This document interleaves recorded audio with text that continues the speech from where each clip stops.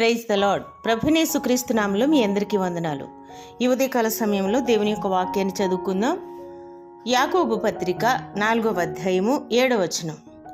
కాబట్టి దేవునికి లోబడి ఉండుడి, అపవాదిని ఎదిరించుడి, అప్పుడు వాడు మీ యొద్ద నుండి పారిపోవును. ఈ వాక్యమునందు దేవుడు అపవాదిని ఎదిరించుడి అని చెప్తా ఉన్నారు. విశ్వాసులుగా మనం ఒకటి గ్రహించాలి. అదేంటంటే సాతాను కూడా శక్తిమంతుడు, కానీ మన దేవుడు సర్వశక్తిమంతుడు. Praise the lord. ఎందుకు మనం అపవాదిని ఎదిరించాలి?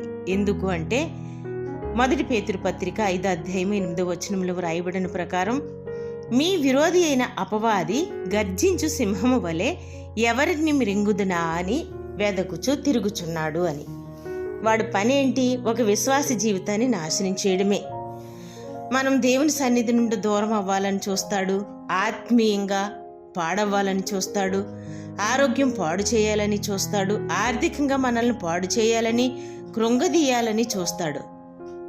మనం మనశ్శాంతి కోల్పోయి ఆత్మీయంగా కృంగిపోవడమే వాడి యొక్క గురి. అందుకు ఇక్కడ దేవుడు అంటున్నారు, అపవాదిని ఎదిరించుడి, అప్పుడు వాడు మీ యొద్ద నుండి పారిపోవును అని. మనము నూతన నిబంధనలో చూస్తే కొందరు దెయ్యం వెళ్ళగొట్టడానికి వెళ్ళినప్పుడు ఆ దెయ్యం అంటుంది, క్రీస్తు నాకు తెలుసు, పౌలు నాకు తెలుసు, మీరెవరో అని ఎదిరిస్తూ తిరగబడుతుంది కదా. పౌలు పేరు వింటే చాలు దెయ్యాలు వణికిపోయాయి. కానీ వారికి ఎందుకు భయపడలేదు? అపవాది మనకు భయపడాలంటే మనం దేవునికి లోబడాలి.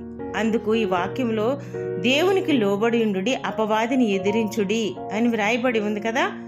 దేవునికి లోబడటం అంటే ఆయన వాక్యాన్ని లోబడి పరిశుద్ధంగా జీవిస్తూ సంపూర్ణ విశ్వాసంతో బ్రతకడమే. Praise the lord.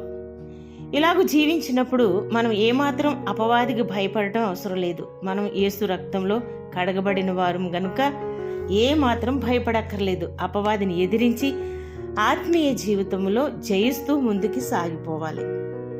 యేసుక్రీస్తు ప్రభు వారు శిలువలో సాతాను యొక్క తలను చితక కొట్టారు కదా. కాబట్టి ఇదిగో సాతాన్ని మీ కాళ్ళ కింద శీఘ్రంగా చితక త్రొక్కించేదనన్న వాక్యంని మనం జ్ఞాపకం చేసుకుంటూ అపవాదిని ఎదిరించి ఆత్మీయ జీవితంలో జయిస్తూ ముందుకు సాగిపోయే వరంగా ఉందాం. ప్రార్థన. సర్వశక్తిమంతుడైన యేసయ్య, నీకే స్తోత్రాలు. ఈ వాక్యం ద్వారా మాతో మాట్లాడినందుకు నీకే స్తోత్రం. అపవాది ఎప్పుడు మమ్మను శారీరకంగా, ఆర్థికంగా, ఆత్మీయంగా మా జీవితాలను పాడు చేయాలని చూస్తుందని మీరు మాట్లాడినందుకు నీకే స్తోత్రం. నీ కుమారుడైన యేసు రక్తం ద్వారా మాకు జయమిచ్చినందుకు నీకే స్తోత్రం. ఈ ప్రార్థనలో ఏకీభవించిన ప్రతి బిడ్డలను ఆశీర్వదించండి. నీకు లోబడి పరిశుద్ధంగా బ్రతుకుచు సాతానును ఎదిరించి ఆత్మీయ జీవితంలో జయిస్తూ ముందుకు సాగిపోయే కృపను అనుగ్రహించండి. మీరే సహాయం చేయండి. బలహీనులు, రోగులుగా ఉన్న వారిని ముట్టి బాగు చేయండి. మా ప్రియులందరినీ ఆశీర్వదించి వారి వారి పనుల్లో మీరు దీవించి దినపు ఆశీర్వాదాలు అందరిపైన కుమ్మరించండి. యేసు పరిశుద్ధ నామంలో అడుగుచున్నాము ప్రియ పరలోకపు తండ్రి. ఆమేన్.